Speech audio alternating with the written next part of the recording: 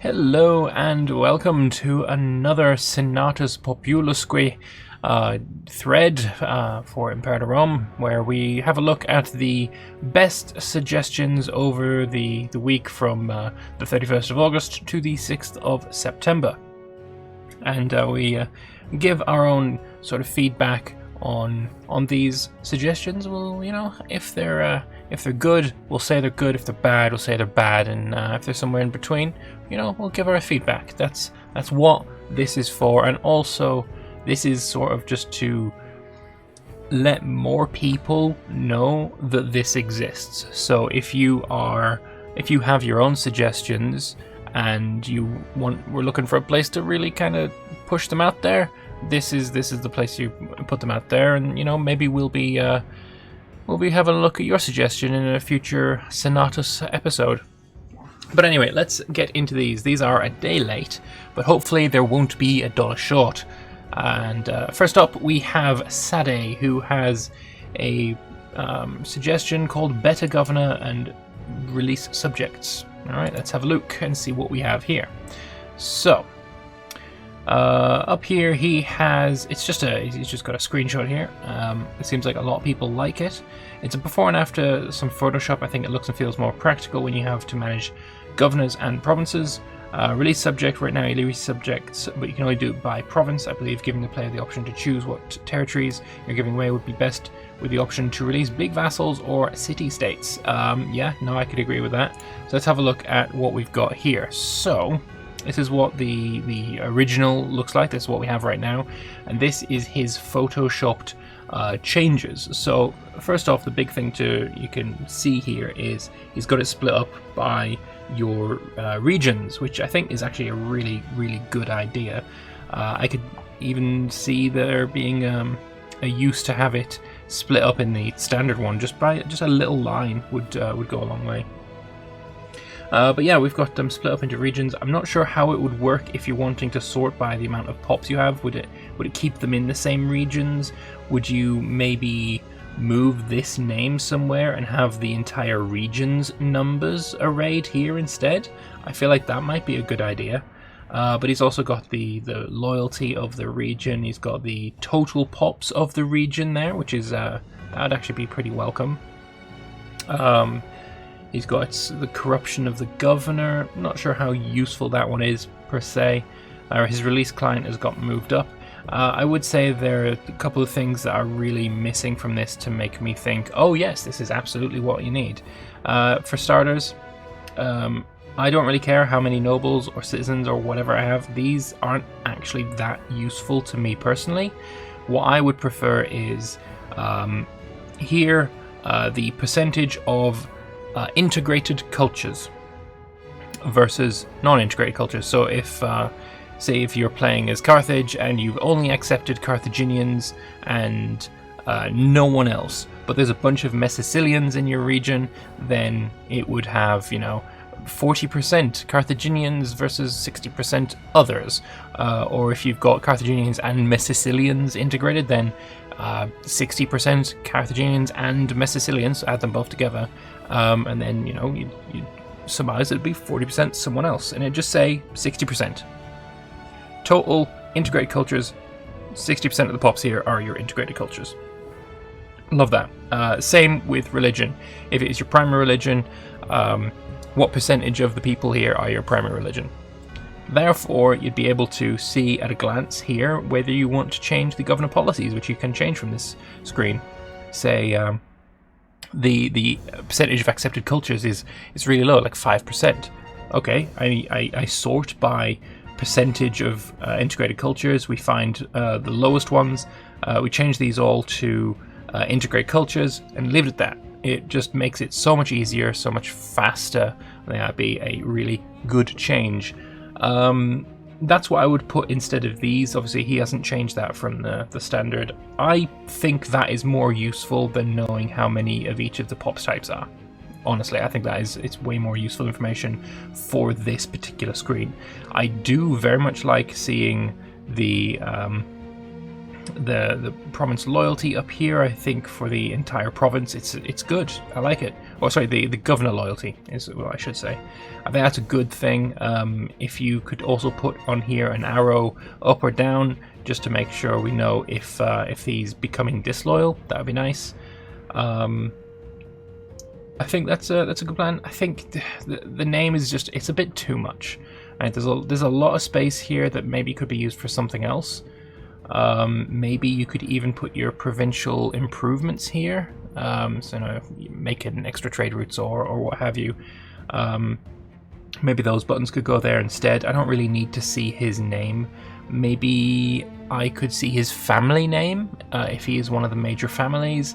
But I don't think using this much space for it is remotely necessary. Seeing total pops there though, that's really, really handy. I'd like that. And I think a way as well to switch between these regional views and this provincial view, like I want to split these up into regions, I want to split it up into provinces, just click a button, split this in half, have provinces here, regions here, and then it will change between these two sort of situations. I think that would be real handy. But yeah, other than that, it's good for people to make improvements to the UI, or at least try to show what people want out of the UI. I think that's really, really handy. I wonder if this guy, Sade, has seen Agamede's UI mod. He's made some improvements here. And as well, I believe Starchitect also made some improvements to this. Or maybe it was Flopsy. It was either Starchitect or Flopsy way back when we had Mana, made some good improvements to this screen. But yeah, decent suggestion. Very much. I'm glad that the highest suggestion this week is please improve the UI, because please improve the UI. Looking at it, seems like people have very much enjoyed it. There's Starchitect talking about Agamede's one. Unfortunately, I did see Agamede comment about this suggestion on Reddit, and he said that he got excited because he thought somebody had managed to mod it, but alas, it was just a Photoshop.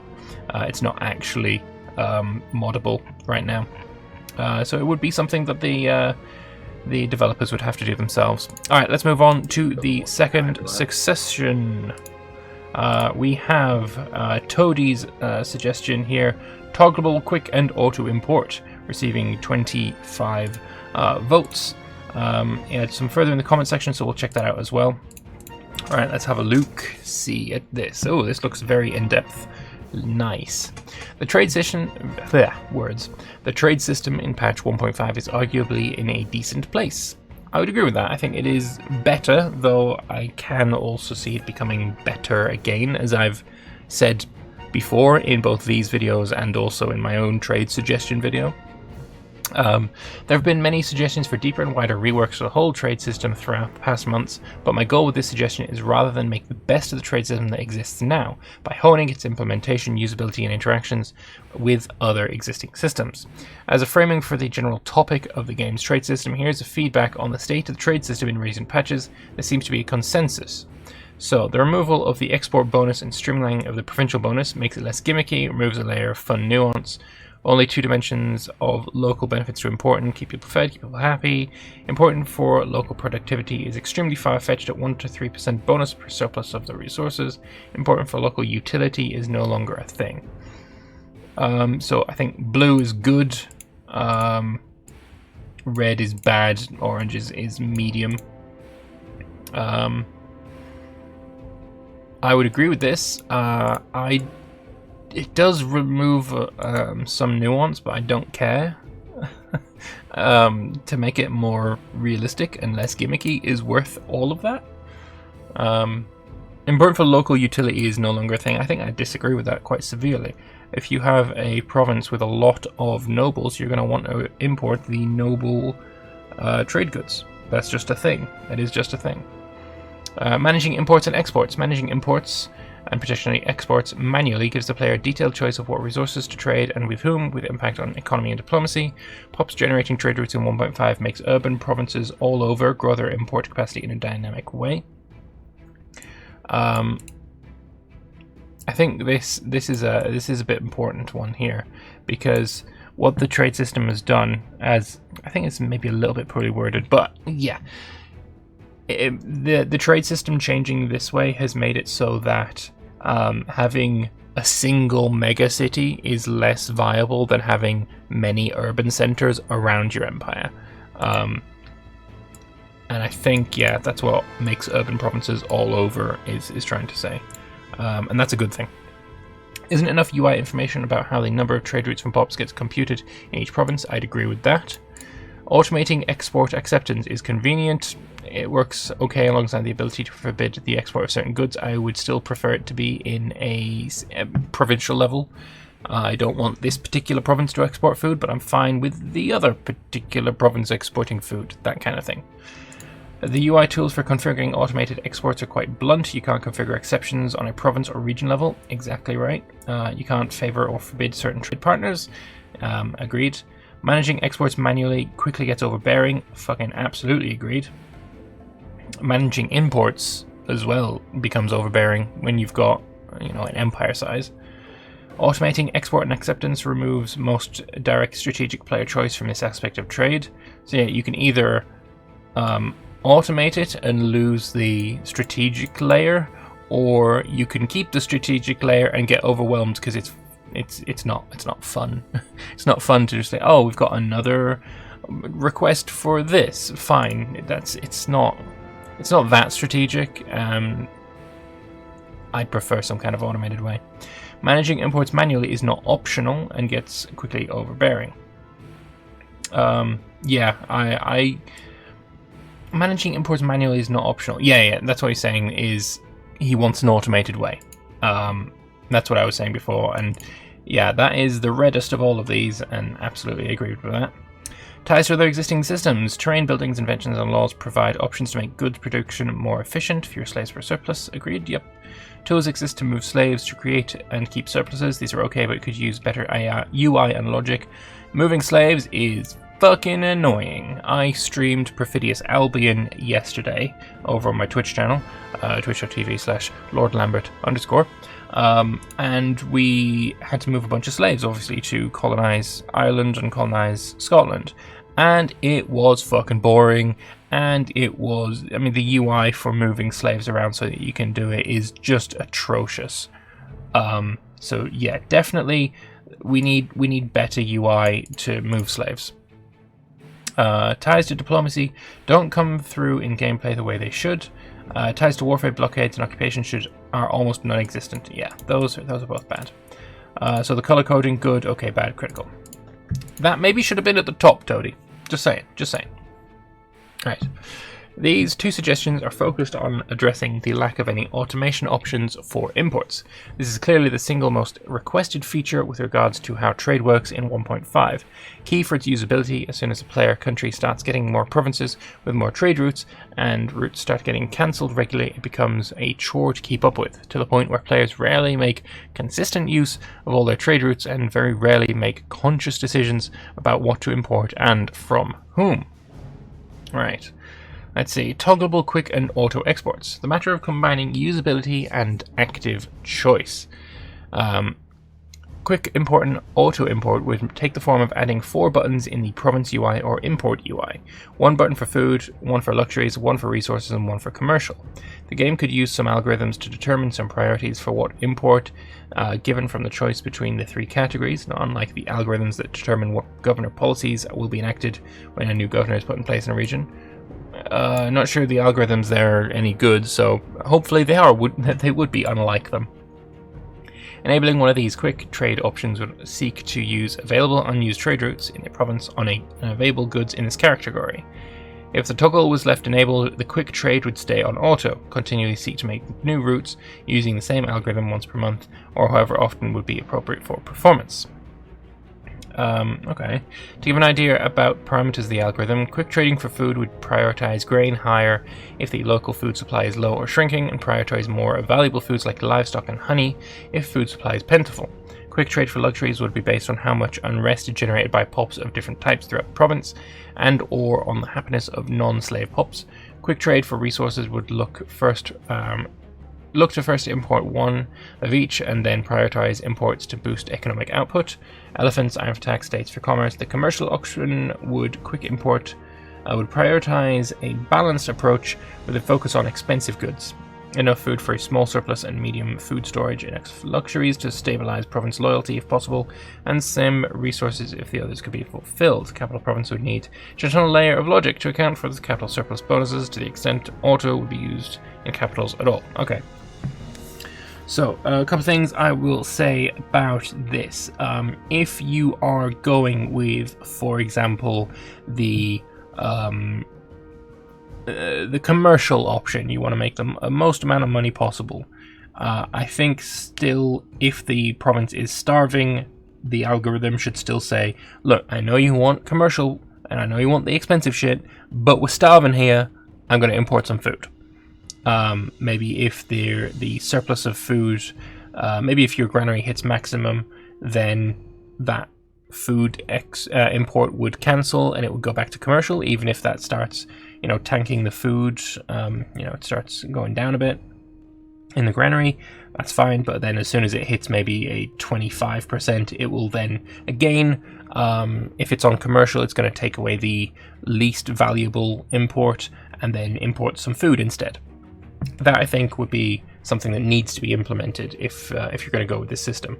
Otherwise, yes, I think that's good. Although I will say I will probably never go with where's the list of them again? The one that gives you resources. I think that's the one with iron and elephants and stuff. If you're going with, look to get one of each first, that doesn't really seem useful to me. It really doesn't seem useful to me at all. I think I'd rather do that manually if I wanted to get iron everywhere. But otherwise, it's good. It's fine. This is something that would absolutely make trade a lot better.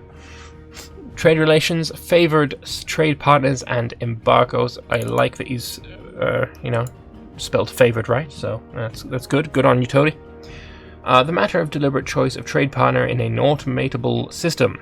It was very welcome to get an option to automate trade acceptance back in 1.3 patches, and to block export of certain goods in 1.4. What gets lost when these systems are automated, though, is the flavour and nuance that deliberate trade relations can give to international relations.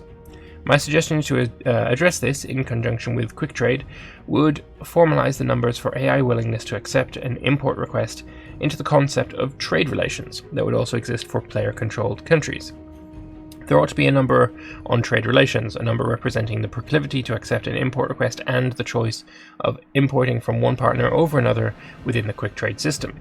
AI countries should make their trade import requests through the quick trade system outlined above. All trade requests would be passed together on a tick every 1 to 2 months, linking together trade partners in accordance with a combination of supply, demand, and trade relations. Essentially, any import request would check against every available exporter in range with a mutually positive trade relations and complete the route in cases where trade relations are better than with other requesting countries, a seller's market of sorts.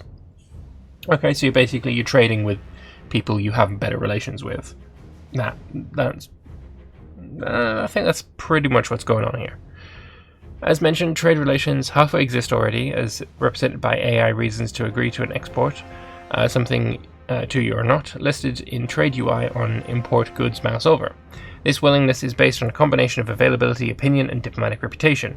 However, lacking any automated imports, the player can't systematically interact with trade relations because goods level of ability is binary. Either it's available or not at the moment of purchase. It doesn't matter who else would want to buy it.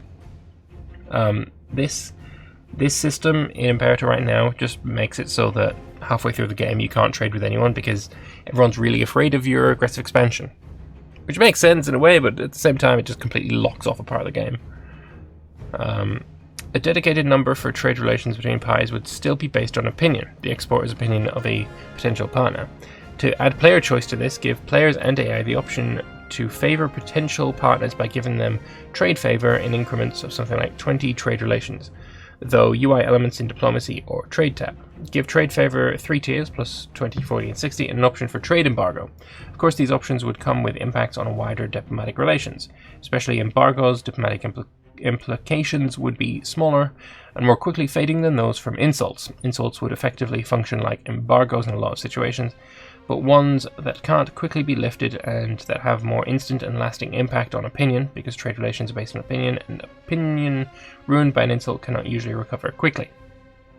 Okay. What is trade favor? Is that just like a button that you can click on the UI in the diplomacy tab to say, I like this person, he can trade with me, sort of thing? Maybe cost a bit of political influence or something. I could see that happening. I could see that being a thing. That's alright. As long as it gets rid of this negative 37 from opinion. Okay, I'm not going to trade with you because fuck you. Hate that. Alright, fair enough. In summary, these two suggestions would tweak and frame the existing trade system in ways that lets players in AI countries use trade on a more level playing field, giving more meaning to sustained trade relations and much more easy access to strategy in choice of what to import and from whom, without committing to completely overbearing micromanagement as presently. I'm not sure exactly how to best make such a system work in conjunction with existing instant point and click one-by-one trade route creation any day of the month, but I'm sure it'd be well worth making some concessions on that system to make room for something that works better in a larger scale play. Either way, I suppose you'd still be able to import manually at any time from the goods that were available in the last month's trade tick.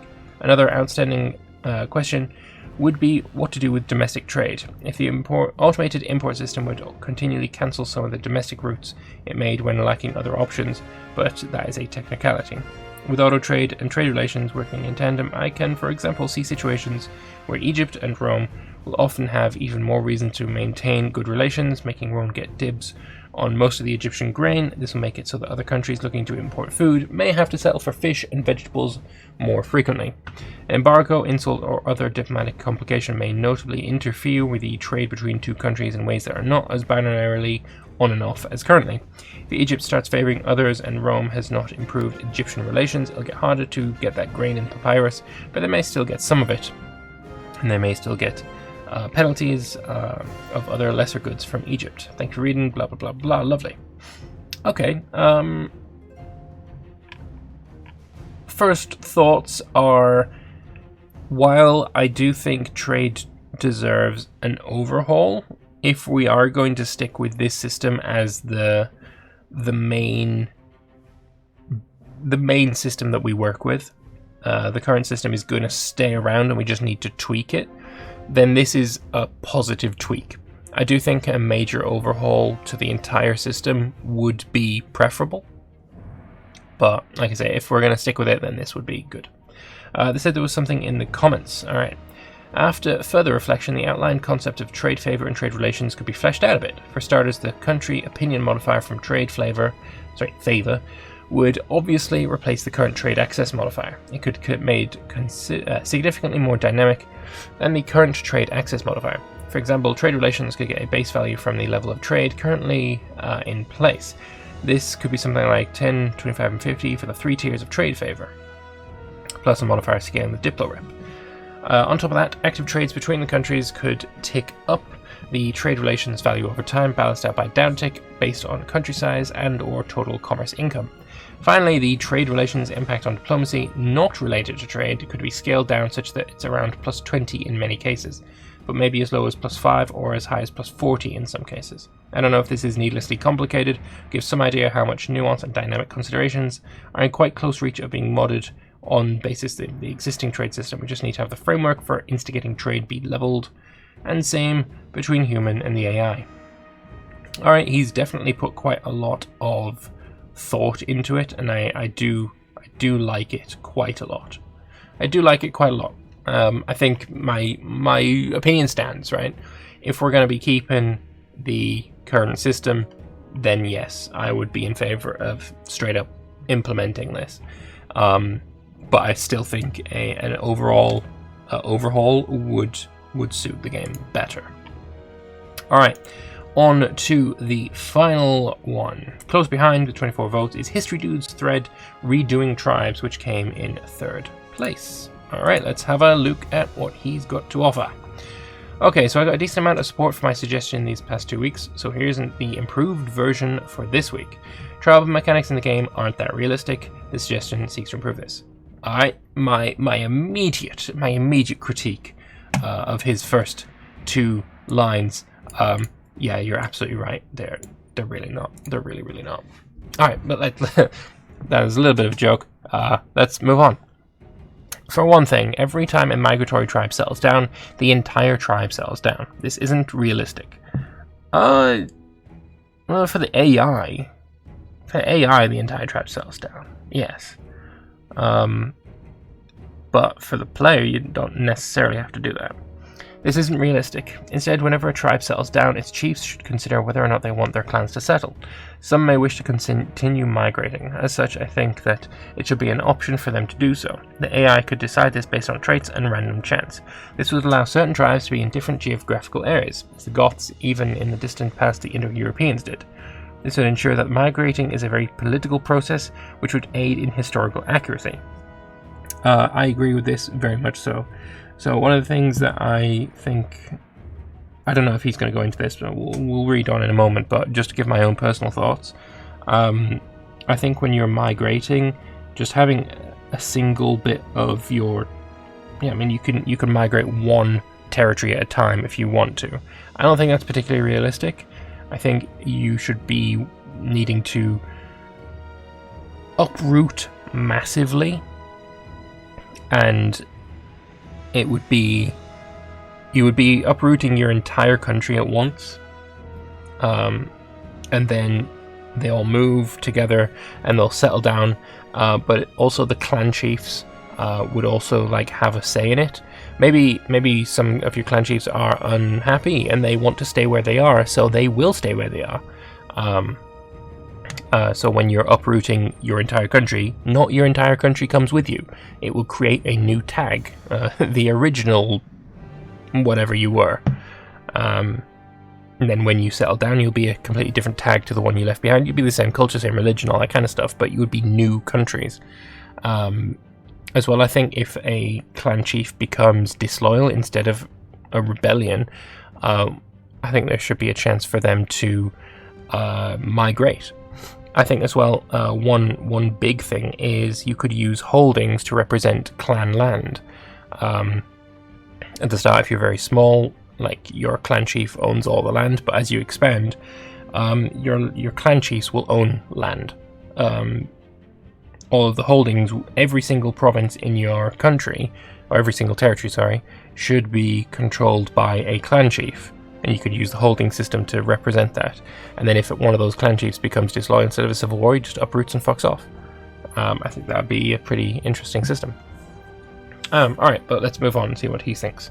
That was just me just getting out some thoughts that I've had for a while. How migrations work isn't that great either. They could be improved by changing a few things. For one thing, there should be a list of areas where tribes can naturally reach and a migration cooldown. These tribes should choose a specific area within their natural reach to migrate to, and that should be where they will migrate. Once they've done so, they should not be able to migrate again for a set period. The natural range will not necessarily be states that border the tribe. However, if you're resettling your pops in the large target area but pass through other states first, there should be a chance that these states will mistake you as invaders of their territory. Agreed. In which case you'll have to fight them. Absolutely agreed. I think it's absolutely ridiculous that you can have hundreds of thousands of migratory units just marching through your country and you do nothing about it. It's insane. Just have a look at the case of the when the Romans, the Eastern Romans, were trying to deal with which tribe was it? There were tribes that were coming down from the Crimea, Bulgaria area. They were coming down that way, and the Romans initially let them in through the borders, but quickly figured out that they couldn't feed everybody. They also tried to extort the tribes people. I guess they were refugees. They were running away from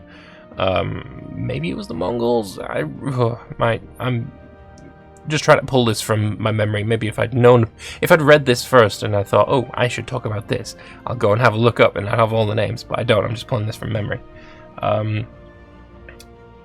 There were like, the Romans were, we'll give you food if you give me your child as a slave. Like, that kind of bullshit was going on. So like, yeah, the tribesmen were coming into the Romans' land. The Romans were not wanting them to be there. They tried to settle them down. It didn't work, and they ended up fighting. I think the Battle of Adrianople, I think it was maybe the last Roman Empire to die in battle. Was that something? That vaguely rings a bell. But yeah, this was back when East and West were both fighting, both around at the same time. I believe it's Kings and Generals that has a really good video on that, so maybe go check them out. But yeah, what I'm basically trying to say is those tribesmen came across the Danube River, and the Byzantines immediately accosted them and tried to stop them. Whereas in the game, you can cross the Danube River, go all the way through Anatolia, out the other side, go through Persia, and settle down in fucking India, and no one's gonna stop you. And I feel like that's kind of bullshit. But anyway, let's move on. The natural range will not necessarily be states the border of the tribe. However, you're resettling your pops target area. They must feel the states. They should be mistake you as invaders. Yeah. In addition, there should be a tribal mission tree. This should allow tribes to migrate even when it makes logical sense for them to do so, although a player won't need to follow it. Although, also, similarly minded tribes who are living near each other should be allowed to ally and move to new lands as one force. Perhaps this alliance would lead to the creation of new tribes, united in pursuit of new lands. Thanks to all of these people for commenting on the first suggestion and providing ideas for the improvement of the suggestion.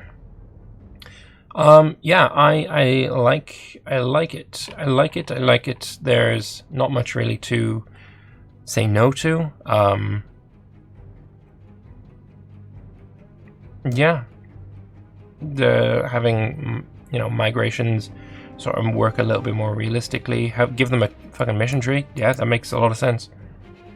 Considering the mission trees can be very flexible and work on context, then having them be trees for tribes to find new places to settle down, I mean, that works. That works fine. Anyway, before my voice gives out, yes, I am a little bit sick. No, it's not the coronavirus. I'm going to put a cut in this video. Yeah, Senatus Populusque. If you have any of your own suggestions, then head on over to this area right here. Make your suggestions, pop them in the normal threads, and the ones that get the most votes end up in this stickied area here, and I will make a video on them when they come out in the next weeks.